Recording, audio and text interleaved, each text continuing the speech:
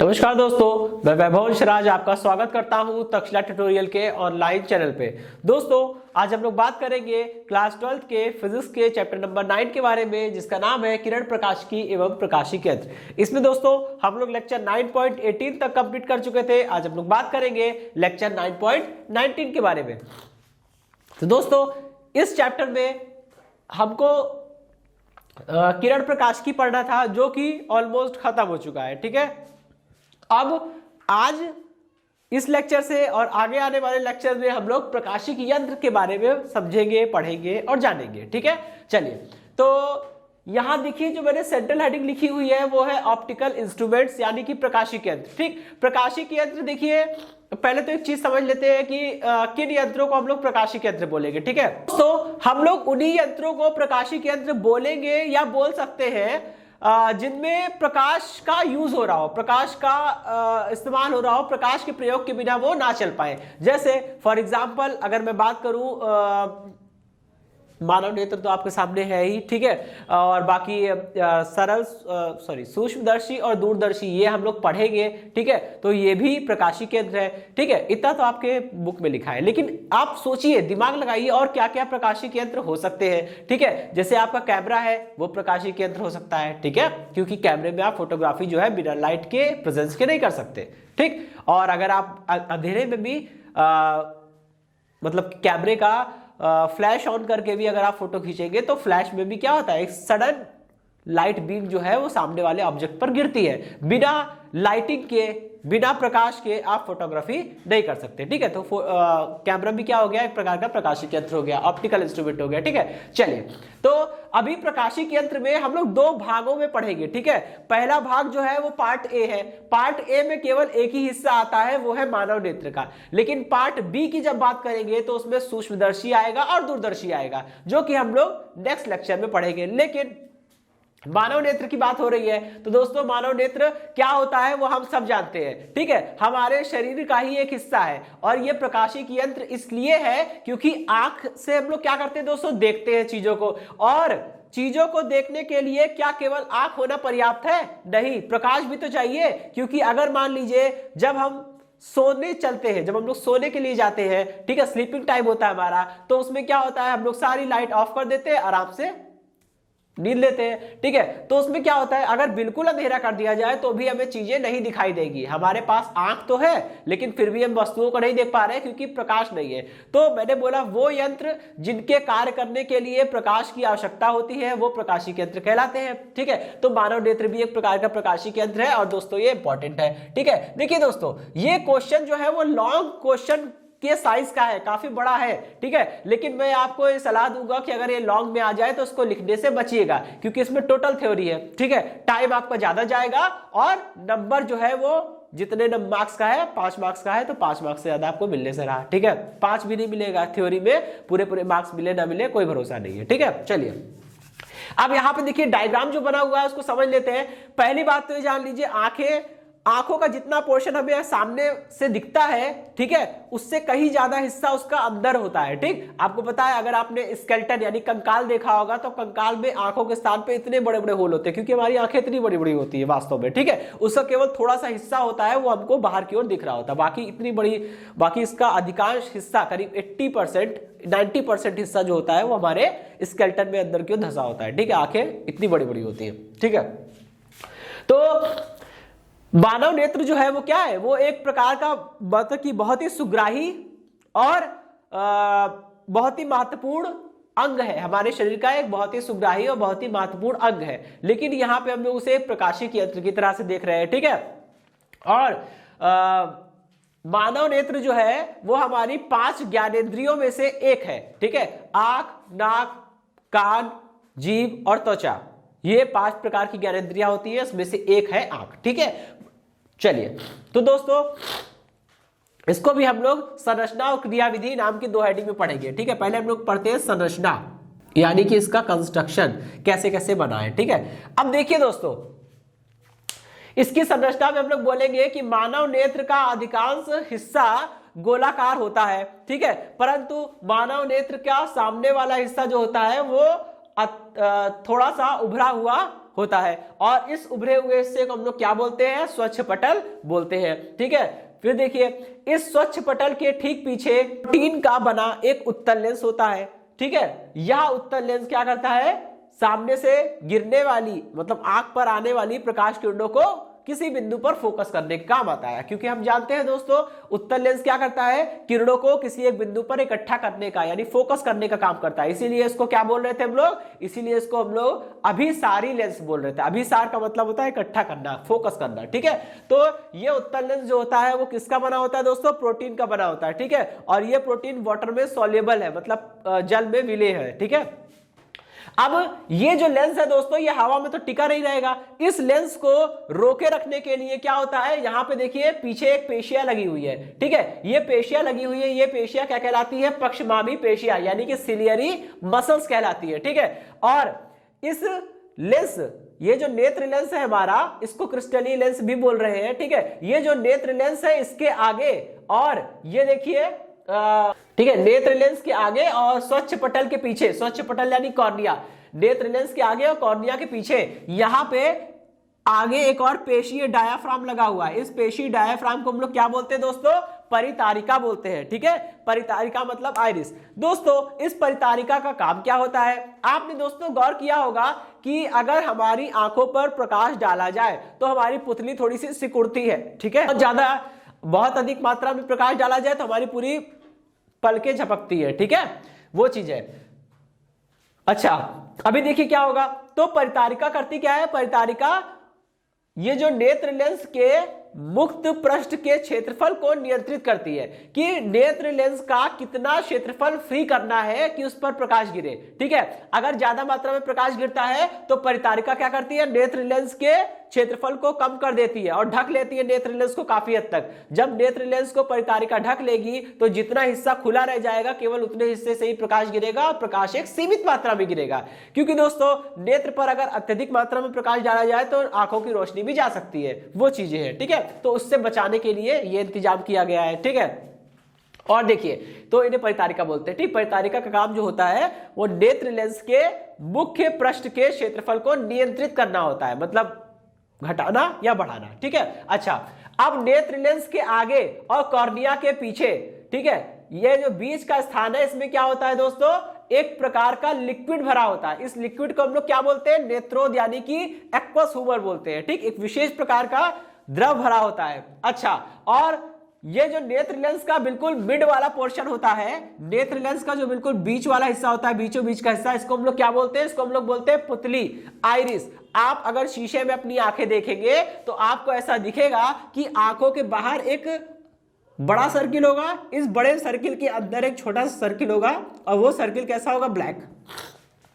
ये बाहर वाला सर्किल भले आपका ब्राउन हो, ठीक है, ये बाहर वाला सर्किल भले आपका ब्राउन हो सकता है, लेकिन ये सेंटर वाला सर्किल आपका हमेशा ब्लैक होगा। ठीक है, इसी सेंटर वाले सर्किल की बात कर रहा हूं मैं, उसी को हम लोग बोलते हैं पुतली। ठीक है, और आपको बताऊं कि जब हम लोग नेत्र दान करते हैं तो केवल इतना ही हिस्सा काट के निकाला जाता है, वही लाके लगा दिया जाता है। ठीक है, बाकी पूरे आंख को लगाने की जरूरत नहीं पड़ती है। ठीक, और अगर आपकी ये पुतली खराब हो गई तो आपको देखने में भी प्रॉब्लम होगी। ठीक है, हो सकता है बिल्कुल ही ना दिखाई दे, तो वो भी है। तो पुतली क्या है, बिल्कुल जो नेत्र लेंस का बिल्कुल मिड वाला पोर्शन होता है उसी को हम लोग पुतली बोलते हैं। अच्छा दोस्तों, अब इतने आगे के पोर्शन की हमने व्याख्या कर दी, अब आइए हम लोग पीछे वाले पोर्शन पे चलते हैं। देखिए दोस्तों, मानव नेत्र का जो हिस्सा हमारे शरीर के अंदर होता है, जो हमें सामने से दिखाई नहीं देता, जो सामने से दिखाई दे रहा था वो हिस्सा तो हम लोग व्याख्या कर चुके हैं उसकी।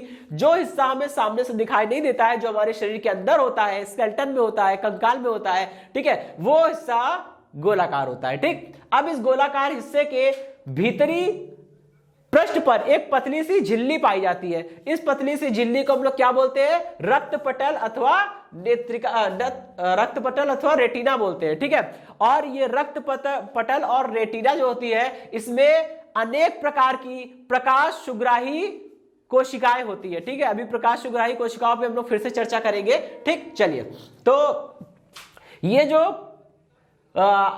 मतलब कि मानव नेत्र का जो अधिकांश हिस्सा है, पीछे वाला हिस्सा है, ठीक है, ये जो कि हमारे शरीर के अंदर रहता है, ये अधिकांश गोलाकार होता है। इसके भीतरी सतह पर एक झिल्ली पाई जाती है, उस झिल्ली में अनेक प्रकार की प्रकाश सुग्राही कोशिकाएं होती हैं। ये प्रकाश सुग्राही कोशिका दोस्तों दो प्रकार की होती है, ठीक है। कौन कौन सी होती है? प्रकाश सुग्राही कोशिका दो प्रकार की होती है। पहली होती है शंकु कोशिका और दूसरी होती है दंड कोशिका, ठीक है। पहली शंकु कोशिका और दूसरी होती है दंड कोशिका।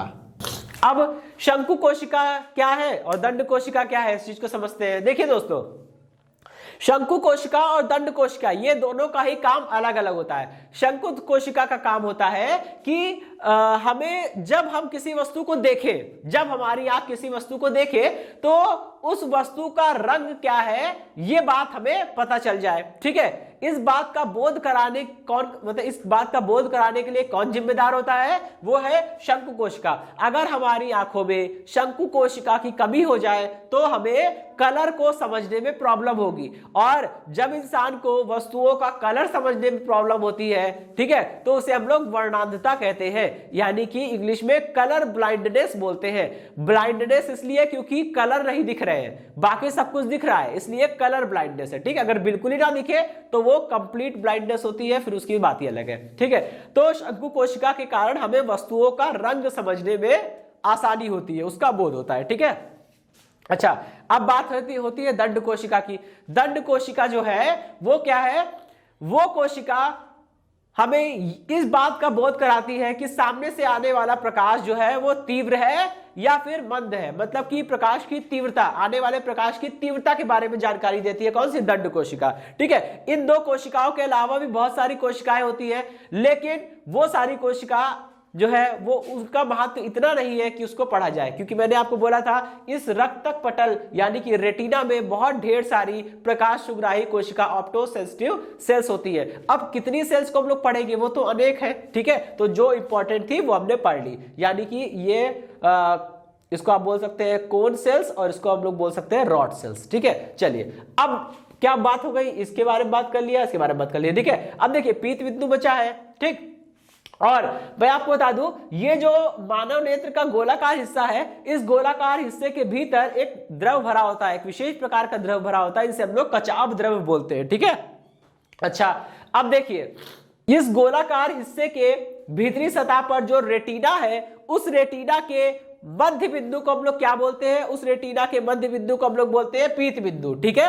ओके, अब पीत बिंदु है, ठीक, ओके। और यहीं पे सारे इमेजेस बनती है। आपको बता दूं मैं, जितनी भी इमेजेस होती है हमारी वस्तु के प्रतिबिंब होते हैं वो यहीं पे बनते हैं, ठीक है। अच्छा, अब बात करते हैं हम लोग अंध बिंदु की। अंध बिंदु को समझने से पहले हमें यहाँ पे दृक् कोशिकाओं के बारे में समझना पड़ेगा, यानी कि ऑप्टिक नर्व्स के बारे में समझना पड़ेगा, ठीक है।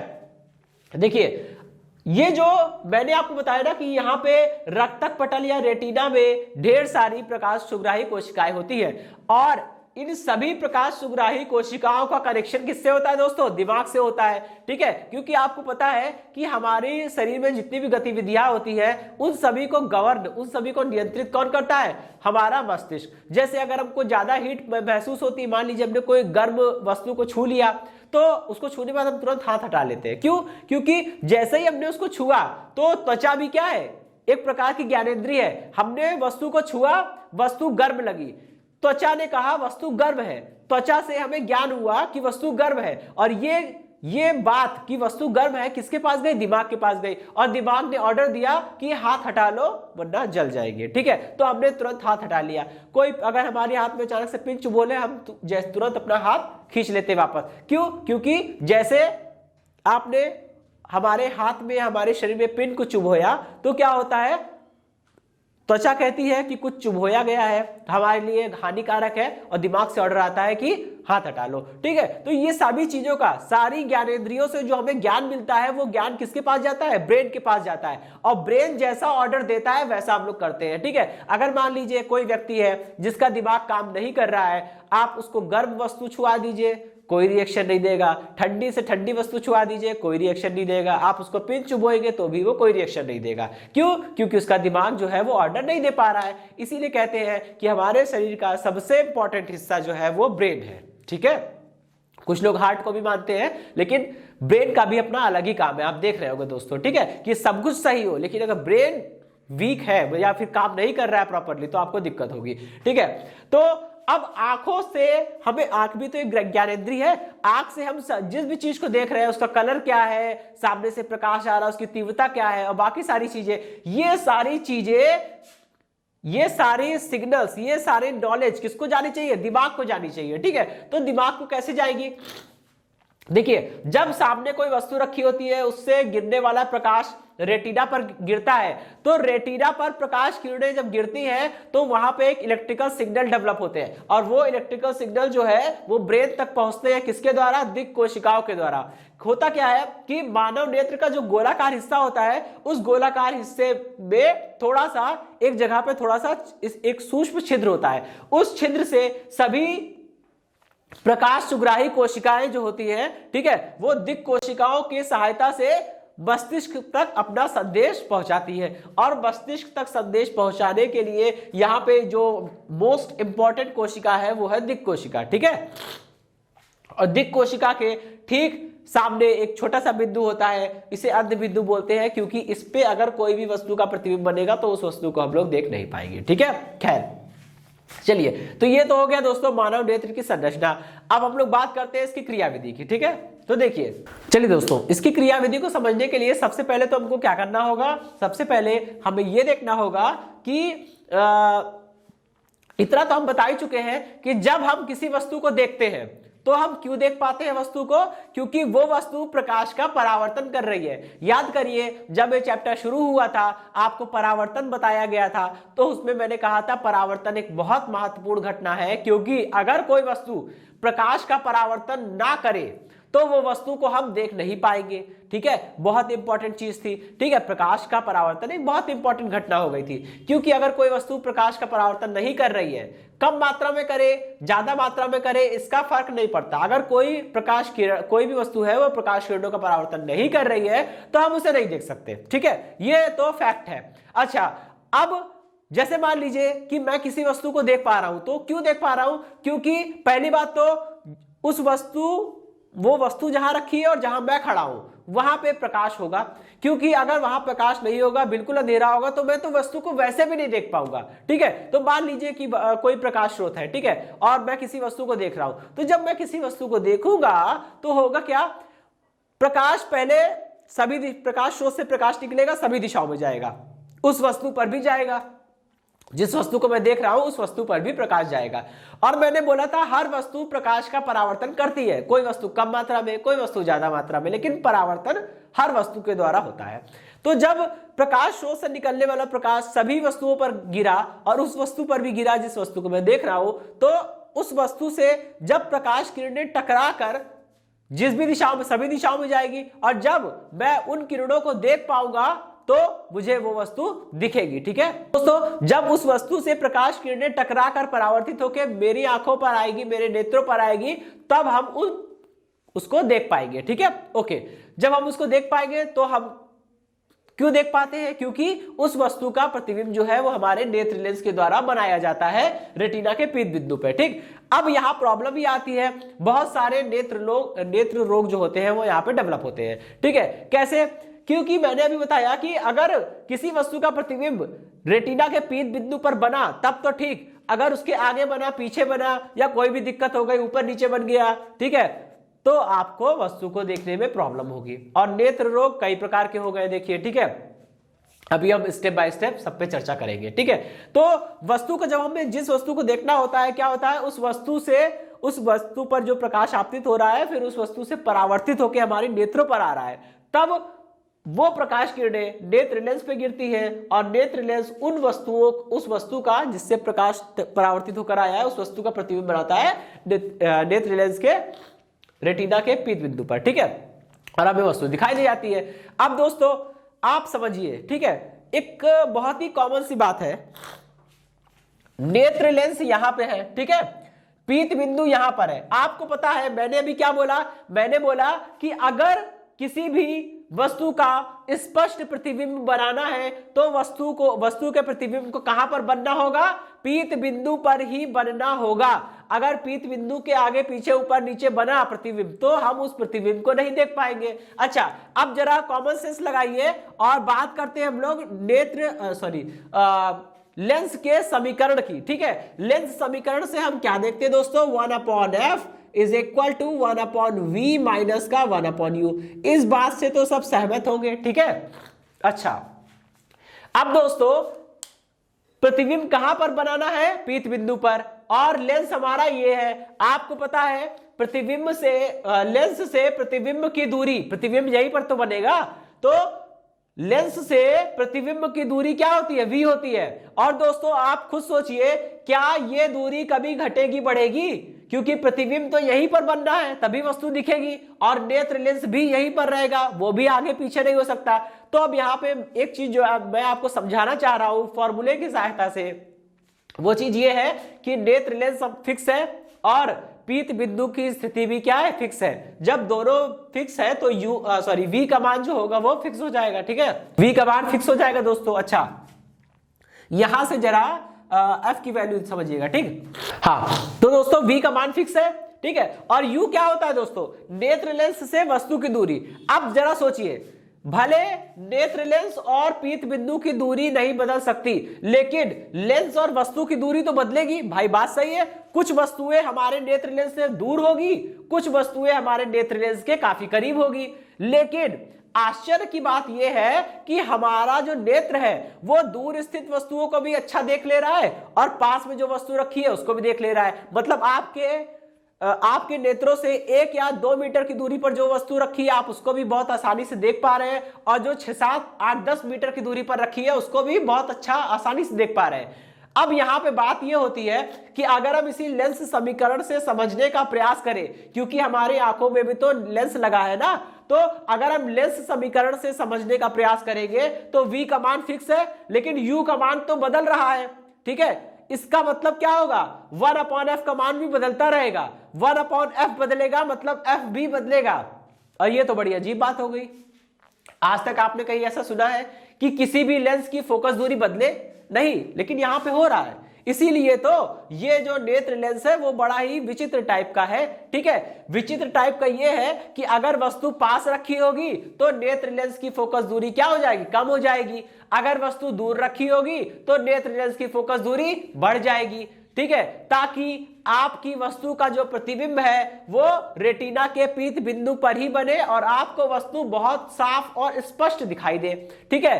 तो ये जो प्रॉपर्टी है, ये जो गुण है नेत्र लेंस का, कि जरूरत पड़ने पर आवश्यकता के अनुसार नेत्र लेंस की फोकस दूरी कभी बढ़ जा रही है तो कभी घट जा रही है, ठीक है। वस्तु दूर है तो फोकस दूरी बढ़ रही है, वस्तु पास है तो फोकस दूरी घट रही है। इसी प्रक्रिया को हम लोग क्या बोलते हैं, इसी गुण को हम लोग बोलते हैं नेत्र लेंस की समंजन क्षमता। इसको अच्छे शब्दों में हम लोग एक परिभाषा के रूप में कहेंगे तो क्या कहेंगे, बोलेंगे कि किसी वस्तु का नेत्र लेंस के द्वारा स्पष्ट प्रतिबिंब रेटिना के पीत बिंदु पर, ठीक है, रेटिना के पीत बिंदु पर नेत्र लेंस द्वारा किसी वस्तु का स्पष्ट प्रतिबिंब बनाने के लिए नेत्र लेंस की फोकस दूरी का घटना अथवा बढ़ना क्या कहलाता है, नेत्र लेंस की समंजन क्षमता कहलाता है, यानी कि power of accommodation of eye lens कहलाता है, ठीक है। ये डेफिनेशन कि नेत्र लेंस की समंजन क्षमता क्या होती है, ये डेफिनेशन 1 नंबर में आती है, ठीक है। अच्छा, चलिए भाई, ये बात समझ में आ गई, ओके। अब हम लोग एक चीज और समझते हैं। कहते हैं, मैंने अभी बोला कि हम हमारे नेत्रों से 1 मीटर की दूरी पर रखी वस्तु को भी हम देख लेंगे और 10-15 मीटर की दूरी पर रखी वस्तु को भी देख लेंगे। भाई बात सही है, वो भी साफ साफ देख लेंगे। आप कुछ 15 मीटर की दूरी पर कुछ लिखिए, बड़े बड़े अक्षर लिखेंगे, आप देख लेंगे, ठीक है। ज्यादा बड़े नहीं, मीडियम साइज के भी अक्षर लिखेंगे तो आप पढ़ लेंगे। अच्छा, अब यहां पे एक बात आती है, कहते हैं कि ये इसकी लिमिट क्या हो सकती है दोस्तों। खुद सोचिए, अगर आपको कोई 1-2 किलोमीटर दूर खड़ा हो और आपको वहां से कुछ लिख कर दिखा रहा हो तो आप नहीं पढ़ पाएंगे, क्योंकि भाई वो बहुत दूर हो गया है ना, बात सही है। अच्छा, तो बहुत दूर चले जाएंगे तो जाहिर सी बात है आपको चीजें नहीं दिखाई देगी, ठीक है। लेकिन अब इसका थोड़ा सा उल्टा सोचिए, हमको यह देखना है कि हम कितनी ज्यादा पास वस्तु को भी नहीं देख सकते। क्या ऐसी भी कोई लिमिट है, क्या ऐसी भी कोई सीमा है कि अगर वस्तु हमारे नेत्रों के बहुत पास आ जाएगी तो भी हम उसे ना देख पाए? तो यस, उसके लिए भी सीमा है। कहते हैं कि अगर मानव नेत्र और वस्तु के बीच की दूरी 25 सेंटीमीटर से कम हो जाएगी तो हम यानी कि मानव नेत्र उसका स्पष्ट प्रतिबिंब नहीं बना सकेगा। दोस्तों अगर वस्तु की नेत्र लेंस से दूरी 25 सेंटीमीटर से भी कम होगी तो नेत्र लेंस उस वस्तु का स्पष्ट प्रतिबिंब रेटिना के पीत बिंदु पर नहीं बना पाएगा और इस अवस्था में हमें वो वस्तु कभी भी दिखाई नहीं देगी। ठीक है, अच्छा तो यहां पे जो मैं कहना चाह रहा हूं वो ये है कि हमको यहां पे समझना है कि ये दूरी जो है उसको एक अलग टर्म से जाना जाता है। ठीक है, उसको हम लोग क्या बोलते हैं, स्पष्ट दृष्टि की न्यूनतम दूरी। इसको अगर हम अच्छे शब्दों में एक परिभाषा के रूप में कहना चाहेंगे तो बोलेंगे किसी वस्तु की नेत्र लेंस से वह न्यूनतम दूरी जिस पर वस्तु का नेत्र लेंस के द्वारा स्पष्ट प्रतिबिंब प्राप्त किया जा सकता है क्या कहलाता है, स्पष्ट दृष्टि की न्यूनतम दूरी कहलाता है। इसे हम लोग किससे लिखते हैं दोस्तों, कैपिटल डी से लिखते हैं। ठीक है, इंग्लिश में बोलते हैं least distance of distinct vision. ठीक है, ओके। तो चलिए दोस्तों एक बार फिर समझते हैं, बोलेंगे किसी वस्तु की नेत्र से वह न्यूनतम दूरी जिस पर वस्तु का नेत्र लेंस के द्वारा स्पष्ट प्रतिबिंब बनाया जा सकता है क्या कहलाता है, स्पष्ट दृष्टि की न्यूनतम दूरी कहलाता है। और दोस्तों ये स्वस्थ और युवा व्यक्तियों के लिए 25 सेंटीमीटर होती है। मतलब इसका यह हुआ कि अगर आप 25 सेंटीमीटर दूरी पर कोई वस्तु को रख के पढ़ेंगे तो आप पढ़ लेंगे। ठीक है, आप इसको प्रैक्टिकल कर सकते हैं, अपनी आंखों से करीब 25 सेंटीमीटर की दूरी नाप कर कोई वस्तु को रख के पढ़िएगा, आप पढ़ लेंगे। लेकिन अगर उसके और आगे बढ़ाइए, कॉपी को और आगे बढ़ाएंगे, 25 सेंटीमीटर के और आगे बढ़ाएंगे तो क्या होगा, आप देखेंगे आप उसे पढ़ नहीं पा रहे। लेकिन अगर आप अपनी आंखों पर जोर डालेंगे और उसको जबरदस्ती उसको फोर्सफुली पढ़ने का प्रयास करेंगे तो आप दोस्तों पढ़ तो लेंगे, लेकिन फिर आपके यहां सर में थोड़ा सा पेन आपको महसूस होगा। ठीक है, वो ऐसा इसलिए होता है क्योंकि जब आप बहुत ज्यादा प्रेशर दे रहे होते हैं, वस्तु को पास लाकर पढ़ने का प्रयास करते हैं, तो उसमें क्या होता है, वस्तु जब पास आ जाती है और आप उसे पढ़ने का प्रयास कर रहे हैं, आप अपने आंखों पर जोर डाल रहे हैं, तो नेत्र जो लेंस होता है वो ज्यादा ट्विस्ट होता है। और नेत्र लेंस जब ज्यादा कर्व होगा, ठीक है, क्योंकि उसे आपको पढ़ना चाह रहे हो, आपको पढ़ने में तभी आएगा जब उसकी इमेज एकदम साफ बने। और इमेज को साफ बनाने के लिए आप क्या करते हो, अपने नेत्र लेंस को कर्व करना शुरू करते हो। तो नेत्र लेंस जब जरूरत से ज्यादा कर्व होगा, जरूरत से ज्यादा मुड़ेगा, तो आपको कुछ समय के बाद 1-2 मिनट के बाद थोड़ा सा पेन महसूस होगा। ठीक है, तो वो इसीलिए होता है। चलिए दोस्तों, तो स्पष्ट दृष्टि की न्यूनतम दूरी डी के बारे में भी हमने जान लिया। ठीक है, अच्छा अब हम लोग आगे बढ़ते हैं और बात करेंगे नेत्र संबंधी कुछ विकारों की। ठीक है, चलिए दोस्तों, तो जो अब हमको पढ़ना है वो ये पढ़ना है कि नेत्र रोग एवं उनके निवारण क्या है। ठीक है, यानी कि आई डिजीजेस एंड देयर डायग्नोसिस। तो दोस्तों हमको ये जानना है कि मानव नेत्र में कितने प्रकार के और कैसे कैसे रोग होते हैं और उनका निवारण कैसे किया जाए। तो दोस्तों यहाँ जो मोस्ट कॉमन है मैं उन्हीं के बारे में बात करूंगा। वैसे बहुत सारे होते हैं। ठीक है, रतौंधी हो गया, वर्णांधता हो गया, ग्लूकोमा हो गया, ठीक है, ये और बाकी ये सब जो हम लोग पढ़ रहे हैं वो तो पढ़ेंगे। ठीक है, तो ये जो मेन इंपॉर्टेंट है हम लोग वो पढ़ेंगे, निकट दृष्टि दोष अथवा मायोपिया। ये दोस्तों ये सारे जो मैं रोग बता रहा हूं वो स्वाभाविक है। ठीक है, वो किसी प्रकार की एक बहुत बड़ी बीमारी के तौर पे नहीं आता, क्योंकि दोस्तों हम जानते हैं जैसे जैसे हमारी एजिंग होती है, हमारी उम्र बढ़ती है, तो हमारी बढ़ती उम्र के साथ हमारे शरीर में काफी चेंजेस आते हैं। हमारे मांसपेशियां वीक होती है, हमारी हड्डियां वीक हो सकती क्या होती है, ठीक है, और हमारी आंखें भी वीक हो सकती है। दोस्तों आंखों का तो हम ख्याल रख सकते हैं, काफी ज्यादा उम्र तक भी हम उन्हें सही रख सकते हैं। ठीक है, चलिए, तो ये सब निकट दृष्टि दोष उसमें से एक है। इसको हम लोग दोस्तों मायोपिया भी बोलते हैं। देखिए दोस्तों, नाम क्या है इसका, निकट दृष्टि दोष। नाम का उल्टा ही काम है। नाम को देखकर तो आपको ये लग रहा होगा कि निकट दृष्टि दोष का मतलब है निकट की वस्तुएं नहीं दिखाई देगी, आपको ऐसा ही लग रहा होगा ना दोस्तों, लेकिन ये ऐसा नहीं है, इसका जस्ट उल्टा होता है। निकट दृष्टि दोष में हमको निकट की वस्तुएं तो एकदम साफ स्पष्ट दिखाई देती है, लेकिन दूर स्थित वस्तुओं को हम स्पष्ट नहीं देख पाते। ठीक है, तो निकट दृष्टि दोष की प्रॉब्लम क्या होती है, निकट दृष्टि दोष में हमें निकट या समीप स्थित वस्तुएं तो बहुत स्पष्ट दिखाई देती है, परंतु दूर स्थित वस्तुओं का स्पष्ट प्रतिबिंब हम नहीं प्राप्त कर पाते। ठीक है, उन्हें हम लोग नहीं देख पाते। तो दोस्तों इस प्रकार के दोष को हम लोग क्या बोलते हैं, निकट दृष्टि दोष बोलते हैं या मायोपिया बोलते हैं। ठीक है, इसमें क्या होता है दोस्तों, वस्तु का जो प्रतिबिंब है उसे हम लोग कहां बनना चाहिए, उसे बनना चाहिए रेटिना के पीत बिंदु पर, यहां पर बनना चाहिए, यहां पर पीत बिंदु पर बनना चाहिए। लेकिन दोस्तों क्या होता है, निकट दृष्टि दोष में वस्तु का जो प्रतिबिंब है वो पीत बिंदु के पहले बन जाता है। और मैंने आपको बताया था अगर किसी भी वस्तु का प्रतिबिंब नेत्र लेंस की रेटिना के जो पीत बिंदु के पहले बन जाए, बाद में बने, ऊपर नीचे बने, तो हम वस्तु को नहीं देख पाएंगे। ठीक है, मतलब वस्तु को लगेगा कि सामने कुछ है, लेकिन वो इतना धुंधला दिखाई देगा कि हम उसे क्लियरली नहीं देख पाएंगे। ठीक है, तो निकट दृष्टि दोष में क्या होता है, वस्तु का प्रतिबिंब जो है वो नेत्र लेंस की रेटिना के पीत बिंदु के काफी पहले बन जाता है, इसलिए हमें वस्तु नहीं दिखाई देती। अब हम क्या करेंगे दोस्तों, इसके लिए कुछ जुगाड़ करेंगे। ठीक है, तो क्या होता है दोस्तों, इसके लिए डॉक्टर हमको क्या करते हैं, उत्तल लेंस का चश्मा लगाने की सलाह देते हैं। ठीक है, देखिए उससे क्या होगा दोस्तों, देखिए यहां क्या हो रहा है। ठीक है, पहले जिस वस्तु को हम नहीं देख पा रहे थे क्योंकि उसका प्रतिबिंब पीत बिंदु के काफी पहले बन रहा था, तो दोस्तों हमने क्या किया, यहां पे एक अवतल लेंस का एक चश्मा लगाया। जब अवतल लेंस का चश्मा लगा के हम वस्तु को देखते हैं तो वस्तु से आने वाला प्रकाश पहले हमारे चश्मे के लेंस यानी कि अवतल लेंस पर गिरेगा। अवतल लेंस क्या करेगा, अवतल लेंस का काम होता है किरणों को थोड़ा सा फैलाना, अपसारित करना, तो ये अपसारित कर देगा, किरणों को थोड़ा सा फैला देगा, और जब ये किरणें थोड़ा सा फैल जाएगी तो आउटवर्ड हो जाएगी, और जब ये लेंस पर गिरेगी तो फिर आपका लेंस जो है उनको सही जगह पे यानी कि पीत बिंदु पर फोकस कर देगा। और जब वस्तु से आने वाली किरणों को प्रॉपरली हम लोग पीत बिंदु पर फोकस करने में कामयाब हो जाएंगे तो हमें वस्तु सही दिखाई देगी।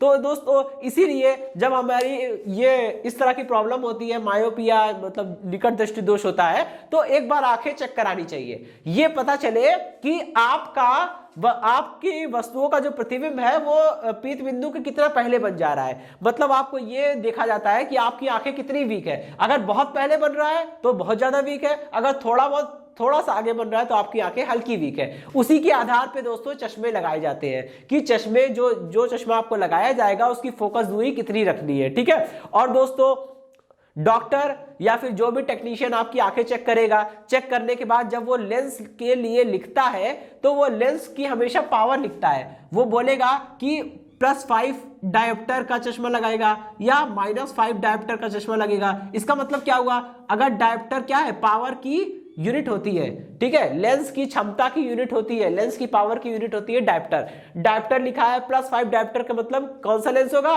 उत्तल लेंस होगा, क्योंकि उत्तल लेंस की फोकस दूरी और पावर दोनों पॉजिटिव होती है।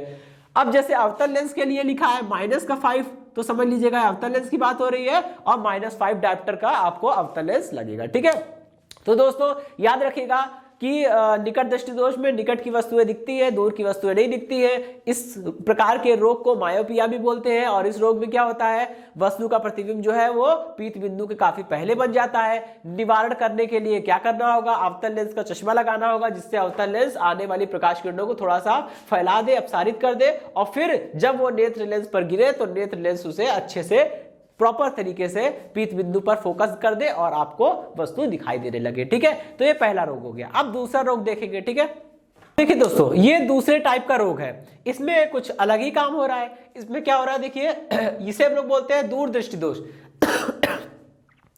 जैसे निकट दृष्टि दोष में उल्टा काम हो रहा था, वैसे यहां भी उल्टा काम होगा। दूर दृष्टि दोष को देखकर पढ़कर समझकर मतलब देखकर पढ़कर ऐसा लगता है कि इसमें आपको दूर का नहीं दिखता होगा, है ना, लेकिन ऐसा नहीं है। इसमें हमें दूर का ही दिखेगा, पास का नहीं दिखेगा। ठीक है, तो दूर दृष्टि दोष में क्या होता है, व्यक्ति को दूर स्थित वस्तुएं तो स्पष्ट दिखती है परंतु पास में या समीप स्थित वस्तुओं को हम नहीं देख पाते। ठीक है, इसी प्रकार के रोग को हम लोग दूर दृष्टि दोष या हाइपरमेट्रोपिया भी बोलते हैं, टेट्रोपिया भी बोलते हैं। तो दोस्तों चलिए, तो हाइपरमेट्रोपिया तो क्या होता है ये तो हम लोग समझ गए। ठीक, अब इसमें क्या होता है, जिस भी वस्तु को हम स्पष्ट नहीं देख पा रहे हैं, क्यों नहीं देख पा रहे हैं, क्योंकि उस वस्तु का लेंस के द्वारा बनाए जाने वाला जो प्रतिबिंब है वो पीत बिंदु के पीछे बन रहा है। और मैं आपको पहले बता चुका हूं, अगर पीत बिंदु पर प्रतिबिंब नहीं बनेगा तो हम कभी भी उसे देख नहीं पाएंगे। आगे बनेगा तो भी नहीं देख पाएंगे, पीछे बनेगा तो भी नहीं देख पाएंगे। यहां पीछे बन रहा है। ठीक है, अब इसके लिए समझिए हमको क्या करना पड़ेगा, फिर से कुछ सोचना पड़ेगा। तो इसके लिए क्या करते हैं दोस्तों, इसके लिए उत्तल लेंस के चश्मे लगाए जाते हैं। ठीक है, देखिएगा अभी उत्तल लेंस लगाने से कैसे काम जो है वो बन जाएगा आपका। चलिए दोस्तों, इसमें देखिए हाइपरमेट्रोपिया का इलाज क्या है। इलाज इसमें ये करना है हमको कि एक उत्तल लेंस का चश्मा पहनना है। जब हम लोग उत्तल लेंस का चश्मा यूज करके उस वस्तु को देखेंगे तो वस्तु से आने वाली प्रकाश किरणें पहले हमारे चश्मे के उत्तल लेंस से पास होगी और हमारे चश्मे का जो उत्तल लेंस है वो उसको थोड़ा सा फोकस कर देगा, थोड़ा सा अंदर की ओर जो है वो मोड़ देगा, टर्न कर देगा। ठीक है, तो जब ये प्रकाश किरणें दोबारा नेत्र लेंस पर पड़ेगी तो नेत्र लेंस उसको प्रॉपर पीत बिंदु पर फोकस कर पाएगा और आपको वो वस्तु जो पहले नहीं दिख रही थी अब वो अच्छी मतलब स्पष्ट दिखने लगेगी। ठीक है, तो ये तो हो गया दोस्तों दूर दृष्टि रोग का निवारण। याद रखिएगा निकट दृष्टि दोष में क्या होगा, जो प्रतिबिंब जो है वो पीत बिंदु के पहले बन रहा है उसको और पीछे बनाने के लिए हमको किरणों को थोड़ा सा फैलाना होगा, इसलिए हमें अवतल लेंस चाहिए। इसमें क्या है, दूरदृष्टि दोष में जो प्रतिबिंब जो होता है वो पीत बिंदु के पीछे बनता है, उसको आगे बुलाने के लिए, उस प्रतिबिंब को आगे बनाने के लिए हमें क्या करना पड़ेगा, किरणों को थोड़ा सा अंदर की ओर फोकस करना पड़ेगा। इसके लिए हमें उत्तल लेंस चाहिए होगा, इसलिए उत्तल लेंस का चश्मा लगेगा।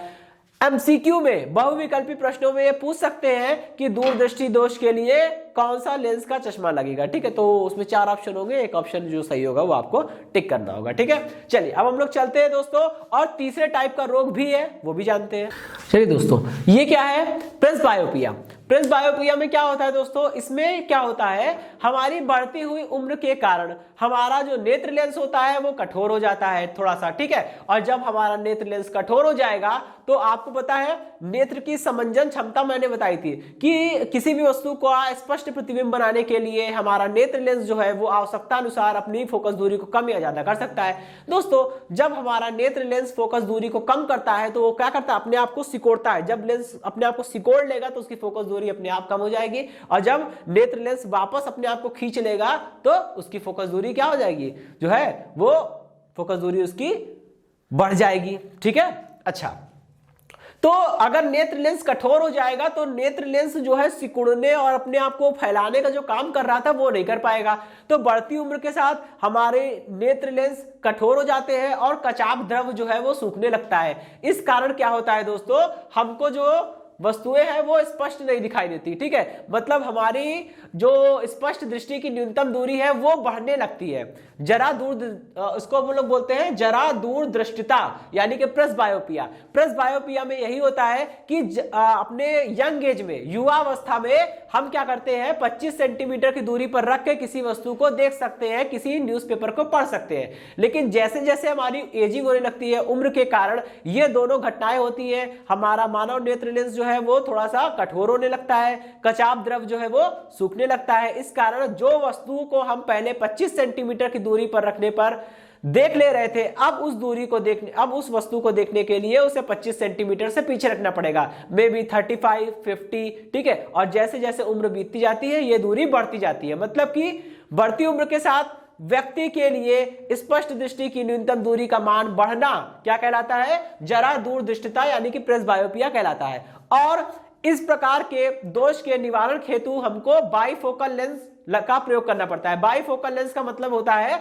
कि उसमें उत्तल और अवतल दोनों होते हैं। ठीक है, आपने देखा होगा किसी चश्मे के ग्लास में नीचे साइड थोड़ा सा ये वाला पोर्शन अलग से हाईलाइट होता है, तो ये जो पोर्शन होता है ये क्या होता है, ये उत्तल लेंस का होता है। ठीक है, बाहर वाला जो होता है ये पोर्शन आपका अवतल लेंस का होता है। इसी को हम लोग बोलते हैं बाइफोकल लेंस। बाइफोकल लेंस के चश्मे लगाए जाते हैं प्रेसबायोपिया के निवारण के लिए। ठीक है दोस्तों, तो इसी के साथ ये सेशन समाप्त होता है। इस सेशन से जुड़े नोट्स प्राप्त करने के लिए डिस्क्रिप्शन में दिए गए लिंक पर जाके क्लिक कीजिए। ओके दोस्तों, आज के सेशन में इतना ही, मिलता हूं नेक्स्ट सेशन में। धन्यवाद।